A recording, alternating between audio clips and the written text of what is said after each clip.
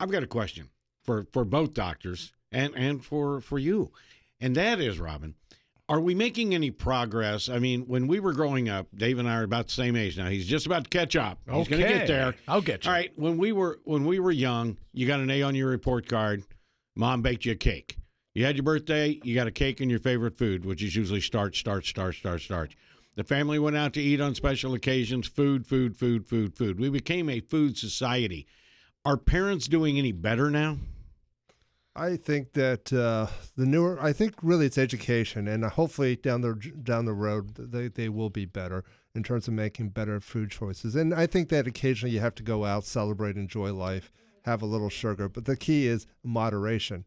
And if you drink sodas in the morning time and you don't have any real food substances, it's going to eventually damage the entire body. You're starting that big fire in the body, the metabolic syndrome. Well, I'm no doctor, but I know when I was raising my kids, if you gave the kid a Coke for breakfast and you gave him a bunch of sugary cereal, they would be bouncing off the walls without any Ritalin or any other kind of diagnosis like that from the teacher, doctor. Well, okay, it's like much of anything else. The sugar is very, very important. Mm-hmm. Okay, it's not all sugars.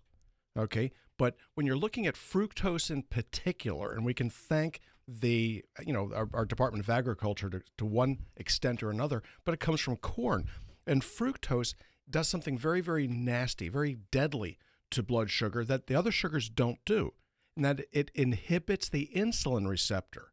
Fructose is weird this way, not glucose, not galactose, which is in honey, but fructose. And if you give a kid or anybody fructose, the cells cannot use insulin as easily. Insulin receptors rack upward, okay? And it's the insulin that puts fat on your stomach. So it's really nasty. So if you actually go back, let's say 40 or 50 or 60 years, people ate those birthday cakes. Okay, they ate the sodas, they ate this and they ate that, but something magical changed. And what happened was we started eating more fructose, okay, and that was where the beginning of the end. So fructose is bad news. The problem, okay, is where do you find fructose? And the answer is everywhere. So it's a whole lot easier. It's a whole lot more practical, and you're going to be a whole lot more successful to tell people to cut the simple sugars back, and you'll do better. And the miserable truth is this. The miserable truth is as follows, that your body is poisoned by these things, and your body will and always will crave that which poisons it. It doesn't matter, okay, whether it's fructose, whether it's soy, whether it's abuse, whether it's lack of sleep. Your body has a tendency to crave that which causes it damage. So guess what?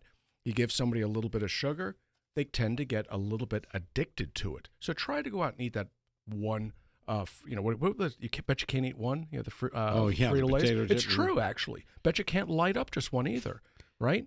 You bet you can't light up just one. I bet you just can't eat one M&M or one piece of candy. It doesn't work that way. So the fructose begets more and more of the same behavior. So what you need to do, as Dr. Lee was quite correct in pointing out, is cut that garbage out. So what do you do if you exercise? Your appetite diminishes. What else happens if you're out there exercising? Your appetite's diminished, but you can't go out there and knock down a Coca-Cola when you're running down the street. It's not going to happen. Not today or not ever. Okay, what about the vegetables? If you're consuming vegetables, you're going to end up getting the minerals that you need. So, Dr. Lee, what are those 3 important things you need to know? So once again, it's huff, puff, and sweat. You got to exercise every day. And what's interesting, number 2 is you have to also eat less sugar. And number 3, eat more vegetables. But if you had to really choose between one, like eat healthy versus to exercise daily and sweat, I would actually choose to exercise daily. That over trumps everything else. You could cheat a little, but if you pick one, exercise daily, huff, puff, and sweat. Does watching somebody else exercise count? I guess not. Not really. But one more quick thing is the reason why this book, I really love this book, is it tells the kids and also the parents why sugar is bad.